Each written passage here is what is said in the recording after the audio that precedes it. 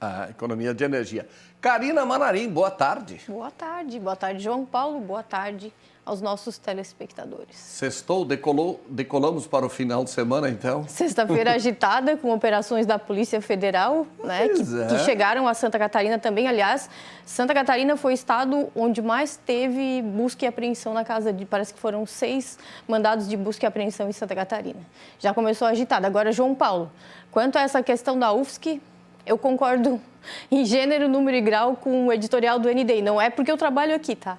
É porque realmente é um absurdo o que está acontecendo na Universidade Federal de Santa Catarina. Eu estudei lá. Fala de cadeira, pois é, você estudou lá? Estudei, tenho orgulho do conhecimento que ela proporciona para a gente. É fonte de pesquisa e aquela estrutura toda parada. É inadmissível o que está acontecendo. Antes do teu comentário, vamos saber o que o telespectador pensa. Vamos colocar na tela. Luiz Nandi, é como o prefeito de Criciúma, Clécio Salvaro, falou. Se eu fosse o presidente do Brasil, já tinha fechado a UFSC. Vamos a mais um aqui. Regi Américo, boa tarde. Se as crianças já podem voltar às aulas, por que os adultos da UFSC não podem?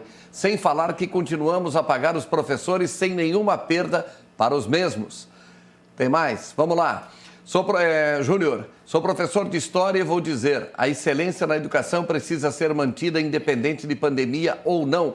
Esses 2 anos que a educação parou vai prejudicar uma geração inteira. Algo precisa ser feito. Bem observado aqui. O tempo que nós perdemos. Heitor José de Araranguá. Minha filha está em aula pela UFSC no curso de fisioterapia, aula online, e os professores estão trabalhando, pois está tendo estágios presenciais. Acredito que a UFSC está tomando os cuidados tanto com os alunos e familiares como com os professores. A opinião do Heitor. Depois tem mais opiniões aqui, a gente vai colocando. Mas só para a gente ter uma ideia... Desculpe o Heitor, mas eu não concordo com ele, não. E tu tem filho estudando lá, Eu tenho filho estudando e é aula online, tudo bem. Acho que a aula online foi uma evolução para todo mundo, mas já passou, está na hora de começar a voltar presencial também. Tem que ter pelo menos a opção híbrida. Não, a UFSC parou no tempo, não pode. O Heitor aqui está falando da UFSC de Araranguá, né, Eliane? Fala da UFSC de Araranguá. E tem mais essa situação. Bom... Mas vamos falar um pouquinho daqui também, João Paulo. A opinião é sua, vamos lá então. O aeroporto de Forquilinha foi pauta por muito tempo aqui na região. Era o único antes do regional de Jaguaruna e tinha problemas como a questão de aviões não conseguirem pousar por causa do tempo. Mesmo assim, já tivemos por aqui pelo menos 3 voos diários. Depois surgiu o aeroporto de Jaguaruna, mas a estrutura do de Forquilinha, mesmo sem voos comerciais desde 2016, continua ali. Aí o prefeito José Cláudio Gonçalves, o Neguinho, resolveu colocar a mão na massa para restabelecer o aeroporto. Foi a Florianópolis diversas vezes e recebeu nesta semana a informação que a licitação para a revitalização do Dionísio Freitas deve acontecer em novembro deste ano. E essa revitalização envolve, inclusive, um aparelho que possibilita pousos em dia de mau tempo. Ganha a nossa região com essa obra e a volta dos voos comerciais será um próximo passo e exigirá a união de lideranças do Sul. Aquela pergunta que continua nos bastidores políticos sobre a candidatura ou não do governador Moisés à reeleição começa a ser respondida. O secretário estadual de Desenvolvimento Econômico, Luciano Buligol, em entrevista à Rádio Cidade, em Tubarão, nesta semana, defendeu a reeleição de Moisés. Todos vão pensar, mas é óbvio.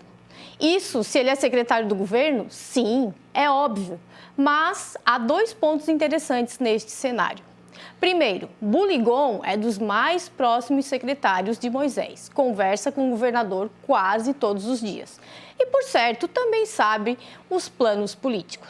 Segundo, a entrevista foi em Tubarão, cidade onde Moisés tem raízes e para a qual direciona a agenda sempre que possível. Tubarão também tem um prefeito que é pré-candidato ao governo e com o qual, inclusive, houve certa polêmica há cerca de 15 dias com a passagem do governador por lá. Por tudo isso, pode-se concluir que está se desenhando a candidatura de Carlos Moisés à reeleição. Por qual partido, ainda não é possível apostar. Para encerrar, Esta semana, o PSDB da região se reuniu para definir o pré-candidato a deputado estadual pela AMREC. Não definiu o candidato, mas manifestou apoio para o prefeito Clésio Salvaro ser candidato ao governo do estado em 2022. Salvaro vive uma ótima fase, mas renunciar à prefeitura para concorrer em 2022 não parece que está em seus planos.